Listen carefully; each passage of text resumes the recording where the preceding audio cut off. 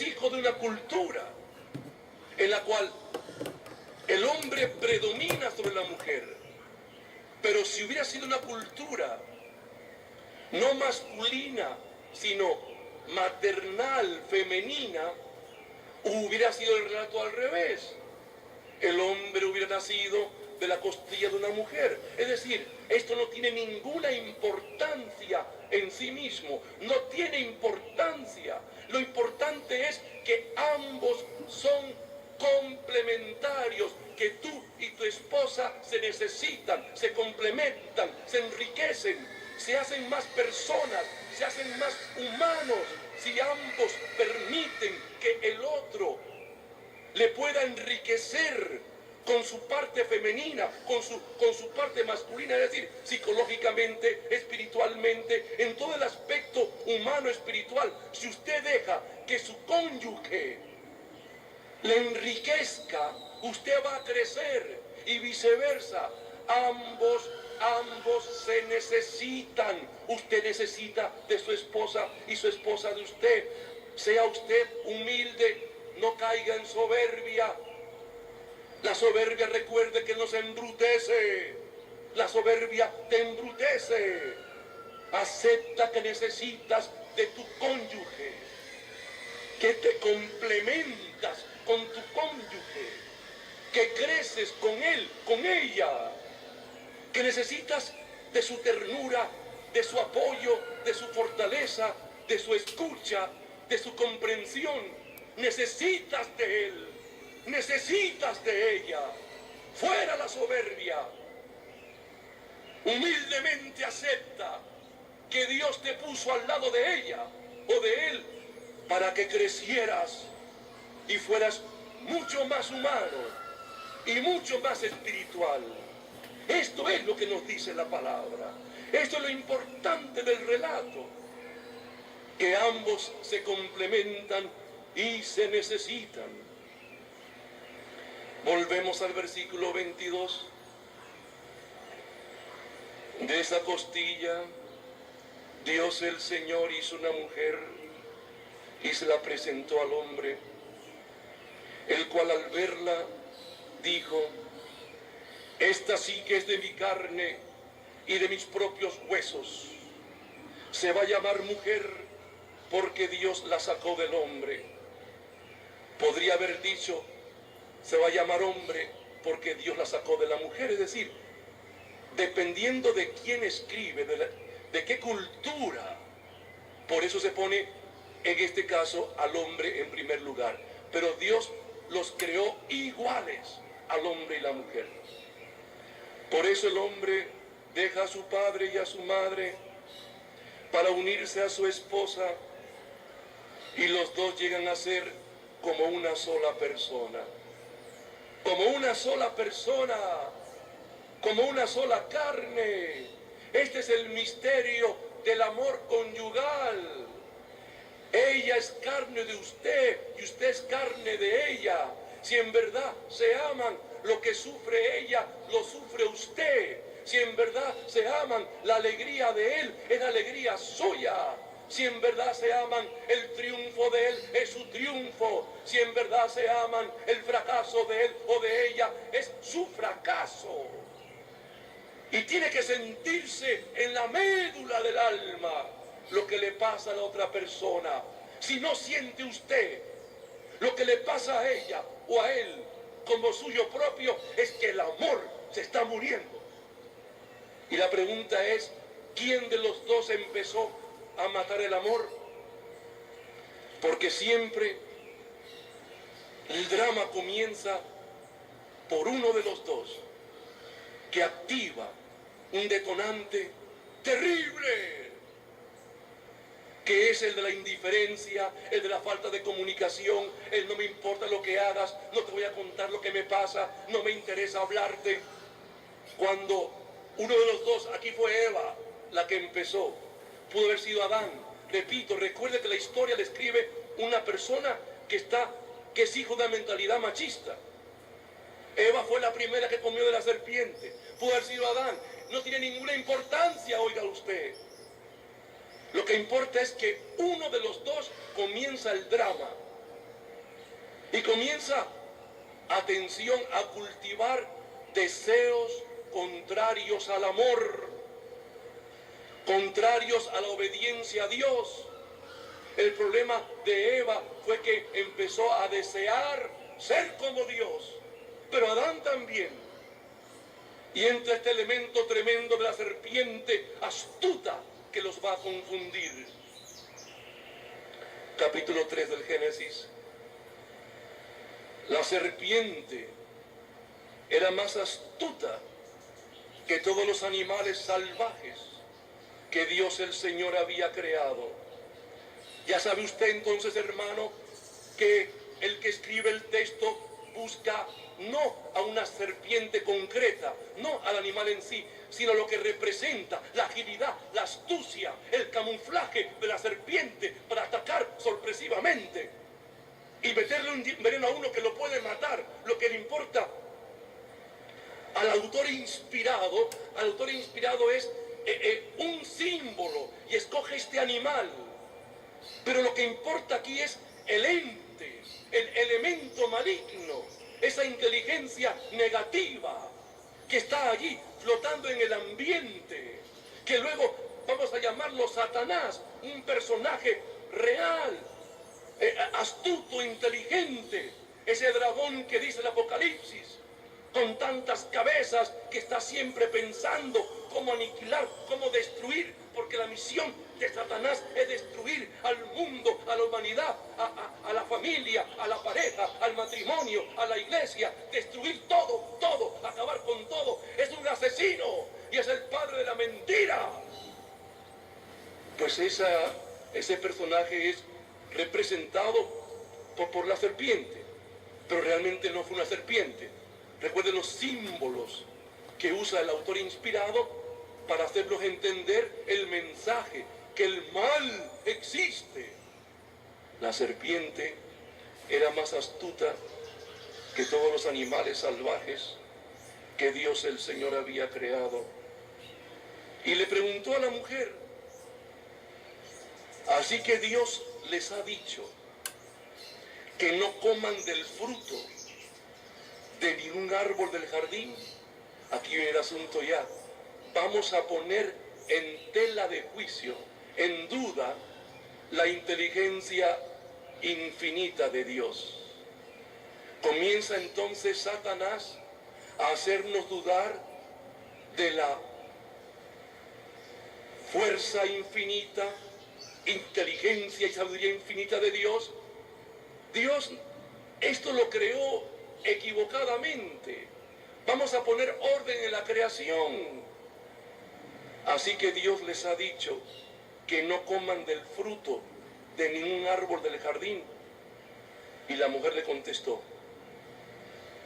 podemos comer del fruto de cualquier árbol, menos del árbol que está en medio del jardín. Dios nos ha dicho que no debemos comer ni tocar el fruto de ese árbol, porque si lo hacemos, moriremos. Ella tiene clara la orden divina, pero ya hay un deseo en ella, un deseo que es bueno. Yo no quiero morir, nadie quiere morir, yo quiero ser feliz, todos queremos ser felices. Tenemos un deseo de trascendencia, de divinidad, de vivir para siempre feliz con Dios. Pero la serpiente le dijo a la mujer, mire el versículo 4, no es cierto, no morirán. Dios sabe muy bien que cuando ustedes coman del fruto de ese árbol, podrán saber lo que es bueno y lo que es malo, y que entonces serán como Dios. Ser como Dios. Ese es nuestro deseo más terrible, más maligno. Ser como Dios. Vivimos engañados. No sabemos que la muerte nos acecha, que que todo esto es pasajero. Por más dinero, por más poder, por más fama, todo es pasajero. Todo se va muriendo, todo envejece. El deseo nuestro es ser eternos, pero con nuestro propio poder. ¡Qué tontos, qué necios! Nos moriremos cualquier día. Nos envejecemos, nos cansamos, nos vamos gastando. Esta tienda exterior, dice Pablo, se va desmoronando. Lo importante es crecer por dentro, santificarnos, es llegar a tener, dice la palabra, la estatura espiritual que Cristo quiere que tengamos. Eso es lo importante, hermano. Crecer humanamente, espiritualmente, integralmente.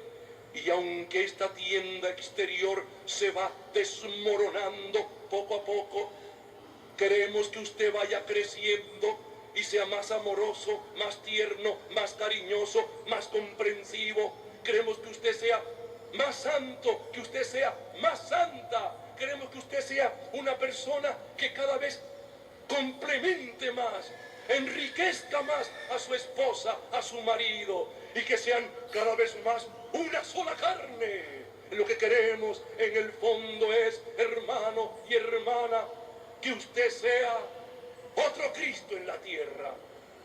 Pero no.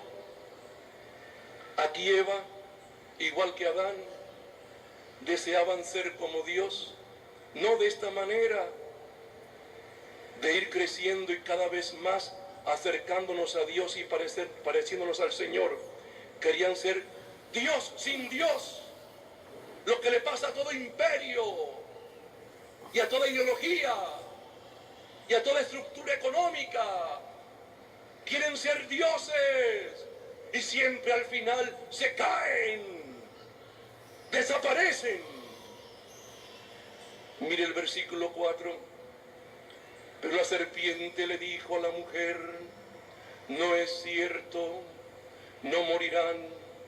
Dios sabe muy bien que cuando ustedes coman del fruto de ese árbol, podrán saber lo que es bueno y lo que es malo, y que entonces serán como Dios. Saber lo que es bueno y lo que es malo. Hacer mi propia moral. Lo bueno es lo que me conviene, lo malo es lo que no me interesa. Si para mí, que deseo ser rico, lo bueno es meterme en un negocio ilícito, hasta traficar drogas, con tal de tener una mansión, eso para mí es lo bueno. Y aquí está la caída de Eva y de Adán, y la caída nuestra, cuando inventamos una moral que no es la de Dios. Esta sociedad y esta cultura insiste que el aborto está bien, que la eutanasia está bien, que los matrimonios gays están bien, eso está bueno. Eso es lo que nos dice el texto bíblico. Hacerse cada uno su propia moral.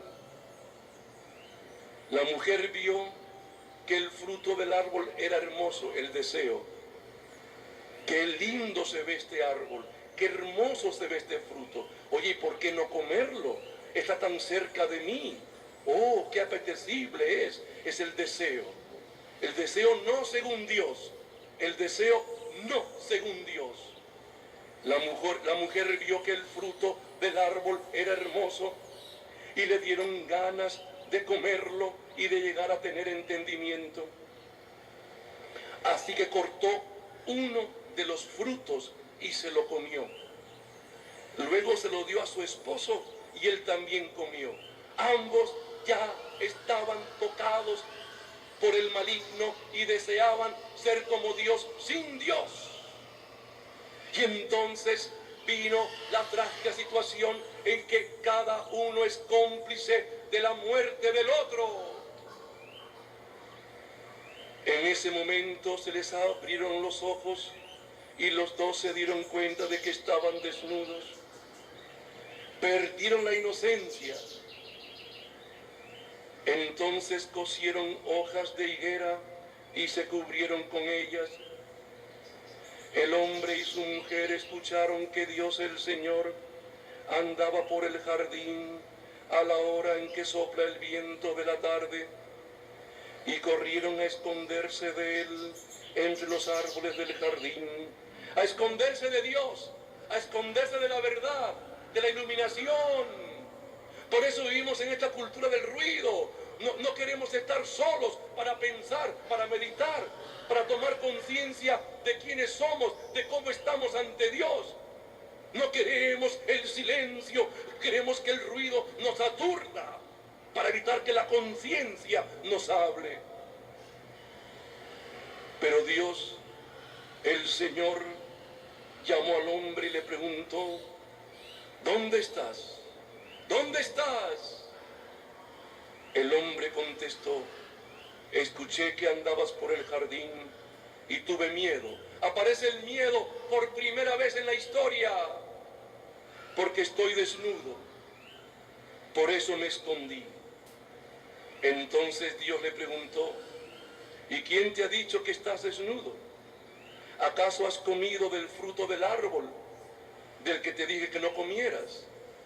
El hombre contestó: la mujer que me diste por compañera me dio de ese fruto y yo lo comí. Entonces Dios el Señor le preguntó a la mujer: ¿por qué lo hiciste? Y ella respondió: la serpiente me engañó y por eso comí del fruto. La justificación. Nadie acepta su responsabilidad. Siempre echamos la culpa a otros factores de mi pecado, de mi maldad, de mi debilidad, de mi negligencia, de mi pecado de omisión. Siempre echamos la culpa a otro. La conversión viene cuando yo reconozco mi responsabilidad, cuando tomo lucidez y me doy cuenta del mal que he hecho yo por mis malas decisiones. Entonces el comienzo de la conversión viene cuando yo, de cara a Dios, de cara a la verdad, descubro mi parte oscura, mi falta de amor, de ternura, de fidelidad, de entrega, de atención a los demás, de humildad. Cuando descubro que en mi matrimonio, en mi casa, en mi familia, yo he sido en parte el culpable de cómo está mi casa. Cuando descubro eso, cuando me doy cuenta de que me falta mucho para ser santo, cuando me doy cuenta de que he estado asesinando el amor, que mis deseos han estado por encima de mi razón, de que he escuchado la voz de ese inteligente maligno que es Satanás, y he empezado a caer y he hecho que otros caigan, que otros coman del fruto de ese árbol. Cuando yo me doy cuenta de mi responsabilidad y veo mi historia negativa, comienza el cambio.